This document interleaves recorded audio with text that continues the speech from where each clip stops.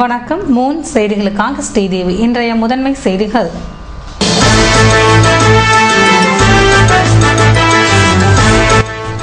புதுவை பல்கலைக்கழக பதிவாளரை நீக்கிய விவகாரத்தில் இருதரப்பு ஊழியர்கள் மோதல். துணைவேந்தரை முற்றுகையிட்டு வாக்குவாதம்.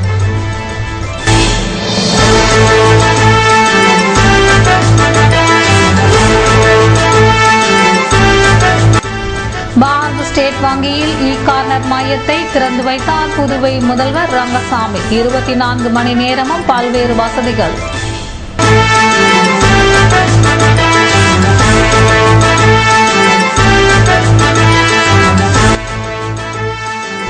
வருகிற ஞாயிற்றுக்கிழமை கல்லறை திருவிழா. முன்னோர்களுக்கு அஞ்சலி செலுத்தும் விதமாக சீரமைப்பு பணிகளில் உறவினர்கள் தீவிரம்.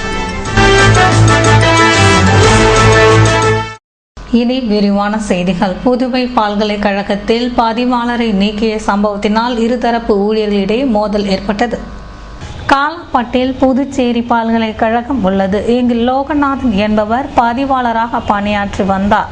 இவர் ஓய்வு பெற்றதை அடுத்து மத்திய உள்துறை அமைச்சகத்தில் பணியாற்றிய புதுச்சேரி முன்னாள் நிதித்துறை செயலாளர் ராஜு யதுவன்சி புதிய பதிவாளராக நியமிக்கப்பட்டார்.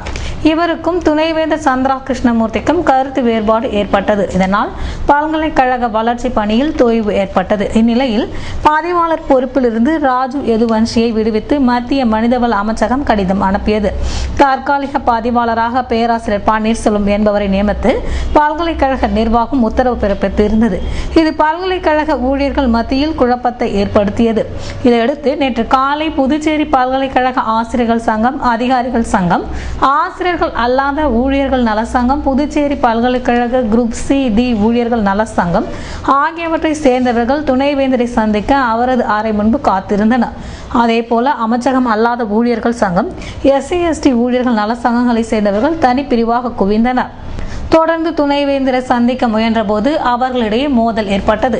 இருதரப்பும் ஒருவரை ஒருவர் தாக்கிக் கொண்டனர். இதில் 2 பேரின் சட்டை கிழிந்தது. அங்கு பதற்றம் நிலவியது. பின்னர் இரு பிரிவினரும் துணைவேந்தர் அறைக்குள் அனுமதிக்கப்பட்டு பேச்சுவார்த்தை நடந்தது. கடும் கூச்சல் குழப்பம் உருவானது. இதில் எவ்வித உடன்பாடும் ஏற்படவில்லை. அவர்கள் துணைவேந்தருக்கு ஆதரவாகவும் எதிராகவும் மீண்டும் கோஷங்களை எழுப்பினர்.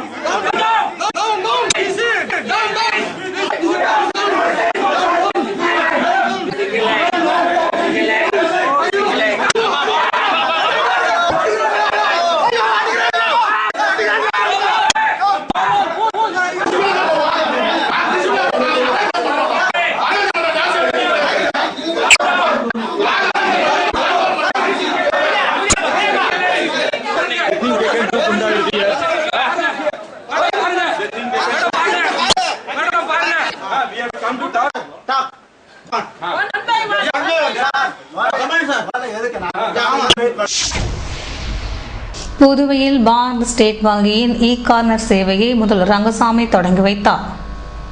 புதுச்சேரி பாரத ஸ்டேட் வங்கியில் இ-கார்னர் வசதியை முதல்வர் ரங்கசாமி திறந்து வைத்தார். பாரத ஸ்டேட் வங்கியின் சென்னை வட்டாரத்தின் முதன்மை பொது மேலாளர் பிரகாஷ் ராவ், சென்னை வட்டாரத்தின் பொது மேலாளர் ரீட்டா, சென்னை மண்டலத்தின் துணை பொது மேலாளர் சத்யஜித் பிரதாப், புதுச்சேரி வட்டார அலுவலக உதவி பொது மேலாளர் ஜெயந்தி பாலகிருஷ்ணன், புதுச்சேரி கிளையின் உதவி பொது மேலாளர் இளமாறன் மற்றும் கிளையின் ஊழியர்கள் மற்றும் வாடிக்கையாளர்கள் கலந்து கொண்டனர். இந்த இ-கார்னரில் வாடிக்கையாளர்கள் கீழ்கண்ட வங்கி சேவைகளை தாங்களாகவே 24 மணி நேரமும் செய்து கொள்ளும் வசதி உள்ளது. 1 ATM பணம் எடுக்கும் வசதி, 2 CTM பணம் செலுத்தும் வசதி, வங்கி கணக்கு புத்தகத்தின் கணக்கின் நிகழ்வுகள் பதிவு செய்யும் வசதி ஆகியன ஆகும். உலக ஆத்மாக்கள் தினம் வருகிற ஞாயிற்றுக்கிழமை கடைபிடிக்கப்படுவதை முன்னிட்டு புதுவையில் உள்ள கல்லறைகளில் சிறப்பு வழிபாடுகள் நடத்தப்பட உள்ளன. உலகம் முழுவதும் நவம்பர் 2ஆம் தேதி கடைபிடிக்கப்படுகின்ற ஆல் சோல்ஸ் டே எனப்படும் ஆத்மாக்கள் தினம் தமிழகம் மற்றும் புதுவையில் கல்லறை திருவிழா என்றழைக்கப்படுகிறது. அன்றைய தினத்தில் உயிரிழந்த முன்னோர்கள் மற்றும் உறவினர்கள் நினைவாக நடைபெறும் சிறப்பு பூசைக்கு பின்னர் கல்லறைகள் மலர்களால் அலங்கரிக்கப்பட்டு அவர்களின் ஆத்மா சாந்தி அடைய பிரார்த்தனை நடைபெறுவதுண்டு. இந்த கல்லறை திருவிழா வருகிற ஞாயிற்றுக்கிழமையன்று நடைபெற இருப்பதால் உப்பளம், முத்தியால்பேட்டை, ரெட்டியார்பாளையம், ஆரியாங்குப்பம், வில்லியனூர் போன்ற பகுதிகளில் உள்ள கல்லறை தோட்டங்களில் கல்லறைகளை சீரமைத்து புதுப்பிக்கும் பணியில் கிறிஸ்தவர்கள் ஈடுபட்டுள்ளனர்.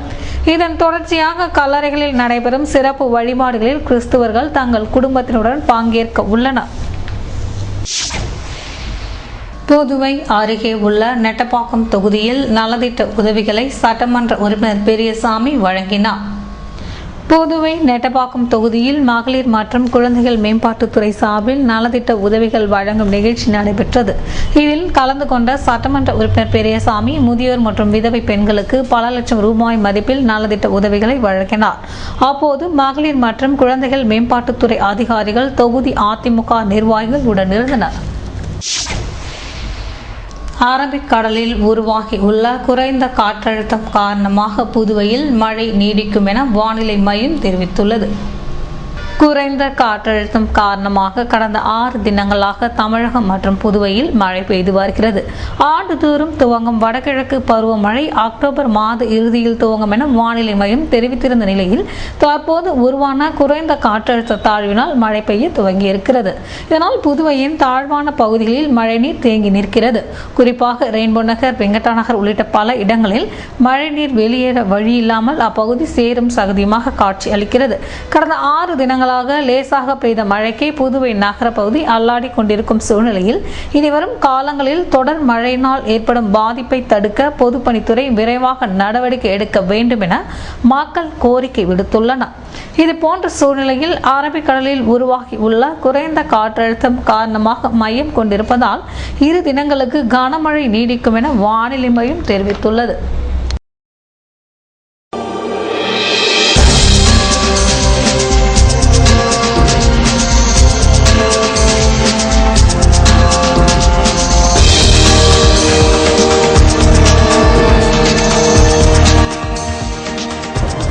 நவம்பர் 1ஆம் தேதி புதுவை விடுதலை நாள். பிரதமர் நரேந்திர மோடி பங்கேற்க வேண்டும் என பிரெஞ்சு இந்திய மக்கள் இயக்கம் வலியுறுத்தல்.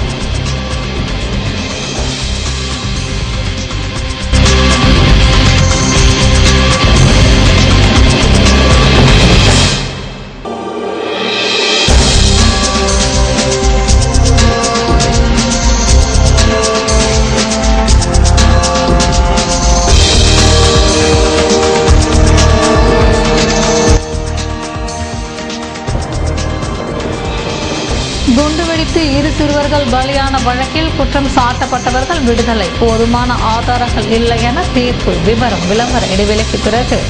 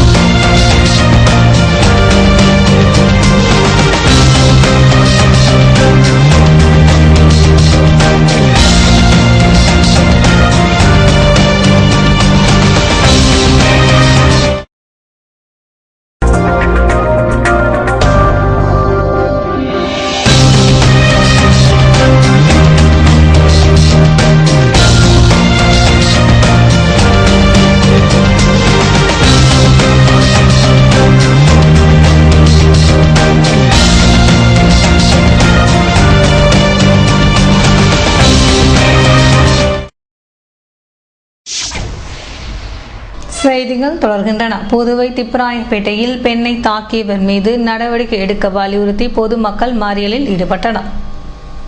புதுச்சேரி திப்புராயப்பேட்டை பகுதியை சேர்ந்தவர் சுப்புலட்சுமி. அதே பகுதியில் இருந்த இவருக்கு சொந்தமான வீட்டை கடந்த 3 வருடத்துக்கு முன் சக்தி என்ற மீனவருக்கு சுப்புலட்சுமி 3.5 லட்சத்திற்கு விற்பனை செய்துள்ளார். ஆனால் சக்தி 2 லட்சம் மட்டுமே கொடுத்த நிலையில் வீடு கிரயம் செய்யாமல் இருந்துள்ளது. இந்நிலையில் சுப்புலட்சுமியை வீட்டை காலி செய்யுமாறு சக்தி ஆபாசமாக தீட்டியுள்ளார். இது குறித்து சுப்புலட்சுமி ஓதியஞ்சாலை காவல் நிலையத்தில் புகார் அளித்துள்ளார். தகவல் அறிந்து சக்தி சுப்புலட்சுமியை மீண்டும் தாக்கியுள்ளார். இதனால் ஆத்திரமடைந்த சுப்புலட்சுமி உறவினர்கள் திரண்டு வந்து உப்பளம் சுப்பையா சாலை வாட்டர் டேங்க் அருகில் நேற்றிரவு திடீர் சாலை மறியலில் ஈடுபட்டனர். தகவல் அறிந்து சம்பவ இடத்திற்கு வந்த போலீசார் அவர்களிடம் பேச்சுவார்த்தை நடத்தினர். ஆனால் அவர்கள் சமாதானம் அடையவில்லை. சக்தி மீது உரிய நடவடிக்கை எடுக்க வலியுறுத்தினர். பின்னர் அன்பழகன் எம்எல்ஏ சம்பவ இடத்திற்கு வந்து அவர்களை சமாதானம் செய்தார். இதையடுத்து அவர்கள் அங்கிருந்து கலைந்து சென்றனர். இதனால் அப்பகுதியில் சிறிது நேரம் போக்குவரத்து பாதிப்பு ஏற்பட்டது. புதுவை கூர்சுகுப்பம் அரசு பள்ளியில் நடைபெற்ற பல் சிகிச்சை முகாமில் மாணவிகள் கலந்து கொண்டனர். புதுவை கூர்சுகுப்பம் SNKC அரசு பெண்கள் மேல்நிலைப் பள்ளி நாட்டு நலப்பணி திட்டம் சார்பில் பல் சிகிச்சை முகாம் செவ்வாய்க்கிழமை நடைபெற்றது. பள்ளி துணை முதல்வர் ராமலிங்கம் தலைமை தாங்க ஆசிரியர் சரஸ்வதி முன்னிலை வகித்தார். டாக்டர் கவிப்பிரியா தலைமையிலான மருத்துவ குழுவினர் மாணவிகளுக்கு பல் சிகிச்சை அளித்ததுடன் பல் சொத்தை அடைப்பு, பல் சுத்தம், வாய் புற்றுநோய் தடுப்பு பற்றி விளக்கம் அளித்தனர். இதற்கான ஏற்பாடுகளை நாட்டு நலப்பணி திட்ட அதிகாரிகள் செய்திருந்தனர். புதுவை விடுதலை நாள் விழாவில் பிரதமர் நரேந்திர மோடி பங்கேற்க வேண்டுமென பிரெஞ்சு இந்திய விடுதலை கால நற்பணி மன்றம் வலியுறுத்தியுள்ளது.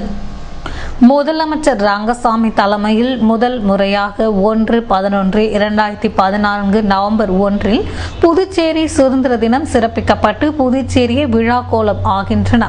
அனைத்து தரப்பினராலும் புதுச்சேரியில் தேசிய கொடியேற்றப்படுகின்றன. இந்த விழாவினை பாரத பிரதமர் நரேந்திர மோடி அவர்களால் சிறப்பிக்கப்பட்டு இந்தியாவோடு இணைந்த பிரெஞ்சு மக்களை பாராட்டப்பட வேண்டும் என நற்பணி இயக்கத்தின் சார்பாக வேண்டுகோள் வைக்கப்பட்டன.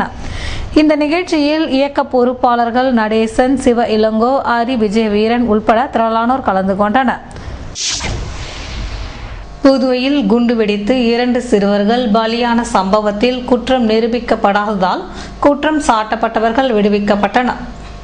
புதுவை வானரப்பேட்டையில் தண்டவாளம் அருகே கடந்த 2007 டிசம்பர் 1 சிறுவர்கள் விளையாடிக் கொண்டிருந்தனர். அப்போது புதரில் மறைத்து வைத்திருந்த பந்து போன்ற பொருளை எடுத்து விளையாடிய போது அது வெடித்து சிதறியது. இதில் வேளாங்கண்ணி மகன் அஜித் என்ற அல்பேத் ராஜ், துளசிங்கம் மகன் செந்தமிழ் செல்வன் ஆகியோர் உயிரிழந்தனர். சார்லஸ் மகன் கார்த்திக் ராஜா, லூர்துநாதன் மகன் சூசைநாதன் ஆகியோர் படுகாயம் அடைந்தனர். இது குறித்து ஒதியஞ்சாலை போலீசார் வழக்கு பதிவு செய்து விசாரணை நடத்தினர். இதில் அதே பகுதியை சேர்ந்த கணேசன் என்பவரை கொலை செய்ய வானரப்பேட்டை ஐயப்பன், முத்தியால்பேட்டை மகேஷ், முதலியார்பேட்டை ராமச்சந்திரன், மடுப்பேட் பூர்ணா என்ற வேல்முருகன், ரமேஷ் என்ற குட்டி ரமேஷ், லாஸ்பேட்டை அசோக் நகர் திலீப் குமார், வானரப்பேட்டை ராஜ்குமார், சதீஷ் என்ற ரவி, ஜீவாநகர் பாஷா என்ற சக்திவேல், முத்தியால்பேட்டை ஏழுமலை, வானரப்பேட்டை கமல், மணி என்ற மணிகண்டன் ஆகிய 12 பேர் வெடிகுண்டுகளை புதரில் மைத்து வைத்திருந்ததாக கூறி அவர்கள் மீது போலீசார் வழக்கு பதிவு செய்தனர். இவ்வழக்கின் விசாரணை புதுவை 2வது கூடுதல் மாவட்ட அமர்வு நீதிமன்றத்தில் நடைபெற்று வந்தது. விசாரணை நடந்து கொண்டிருந்த போதே கமல் தற்கொலை செய்து கொண்டார். 7 வருடங்களாக நடைபெற்ற ஒரு வழக்கின் விசாரணை முடிவடைந்த நிலையில் நேற்று மாலை தீர்ப்பு வழங்கப்பட்டது. வழக்கை விசாரித்த நீதிபதி நந்தகுமார் அரசு தரப்பில் குற்றங்கள் சரிவர நிரூபிக்கப்படாததால் குற்றம் சாட்டப்பட்ட அனைவரையும் விடுதலை செய்து உத்தரவிட்டார். குற்றம் சாட்டப்பட்டவர்கள் தரப்பில் மூத்த வழக்கறிஞர் டி. திருநாவுக்கரசு ஆஜரானார்.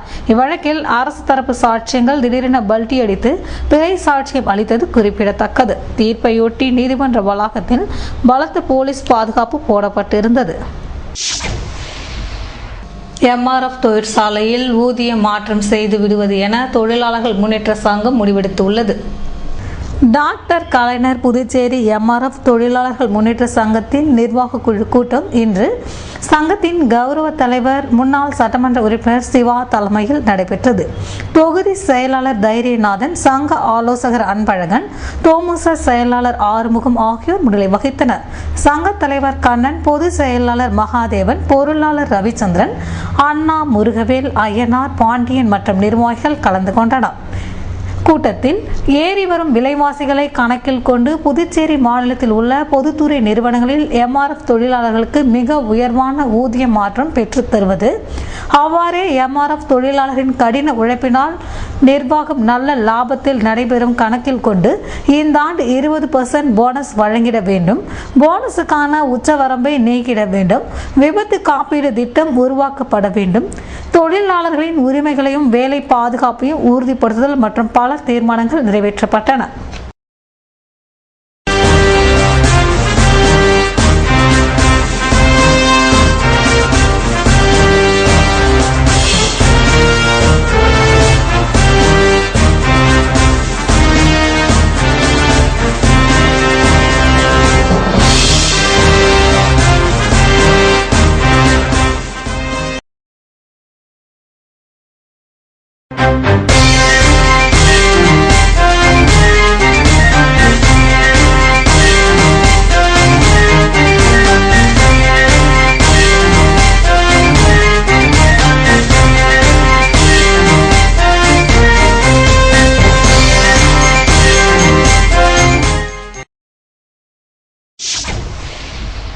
செய்திகள் தொடர்கின்றன. பல்வேறு கோரிக்கைகளை வலியுறுத்தி சாலை போக்குவரத்து ஊழியர்கள் கண்டன ஆர்ப்பாட்டத்தில் ஈடுபட்டனர். புதுச்சேரி சாலை போக்குவரத்து கழக ஊழியர்கள் சங்கம் சார்பில் பல்வேறு கோரிக்கைகளை வலியுறுத்தி PRTC அலுவலகம் முன்பு கண்டன ஆர்ப்பாட்டம் நடத்தினார். செயலாளர் வேலையின் தலைமை தாங்கினார். சங்க நிர்வாகிகள் பலர் கலந்து கொண்டனர். கடந்த 2012 ஜூலை 1ஆம் தேதி வரை வழங்கப்படாமல் உள்ள DA நிலுவைத் தொகையை உடனே வழங்க வேண்டும். 6வது ஊதிய குழு அடிப்படையில் வழங்க வேண்டிய 35% நிலுவைத் தொகையை உடனே வழங்க வேண்டும். ஜூலை மாதம் பணி நிரந்தரம் செய்யப்பட்ட ஓட்டுநர் நடத்துனர்களுக்கு வழங்க வேண்டிய 1 மாத சம்பளம் வழங்கி 13 ஊழியர்களுக்கு நிறுத்தி வைக்கப்பட்டுள்ள MACB வழங்க வேண்டும். ஆண் கண்டக்டருக்கு நிகரான ஊதியம் பெண் கண்டக்டருக்கும் வழங்க வேண்டும் என்பது உள்ளிட்ட பல்வேறு கோரிக்கைகளை வலியுறுத்தி கண்டன ஆர்ப்பாட்டம் நடத்தினார். மேலும் நவம்பர் 3ஆம் தேதி தர்ணா போராட்டம் நடத்தவும் முடிவு செய்துள்ளனர். இன்றைய தங்கம் வெள்ளி விலை விபரம் வழங்குவோர் AVR ஸ்வர்ண மஹாலின் நவீன மங்கையின் நவநாகரிக நகைகள்.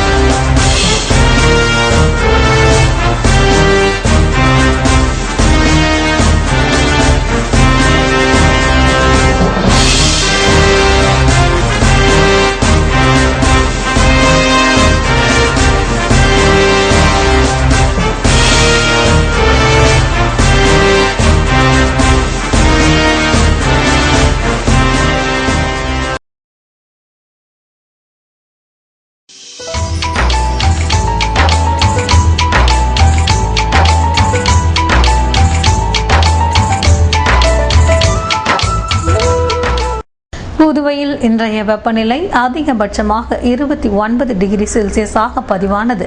நாளைய வானிலை 30 டிகிரி செல்சியஸாக காணப்படுவதுடன் மழை பெய்யும் என வானிலை மையம் தெரிவித்துள்ளது.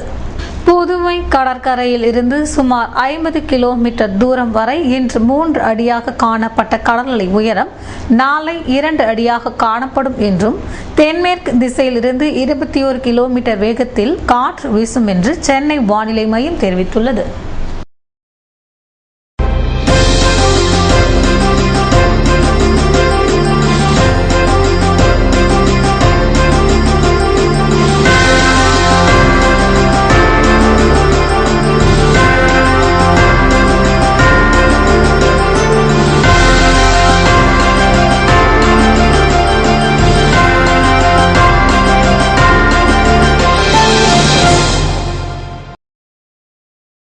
மீண்டும் இன்றைய முதன்மை செய்திகள்.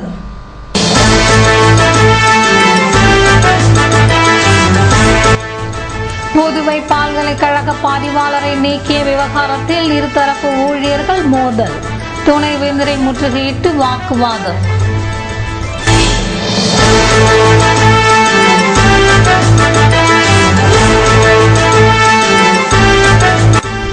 பாரத ஸ்டேட் வங்கியில் இ-கார்னர் மையத்தை திறந்து வைத்தார் புதுவை முதல்வர் ரங்கசாமி. 24 மணி நேரமும் பல்வேறு வசதிகள்.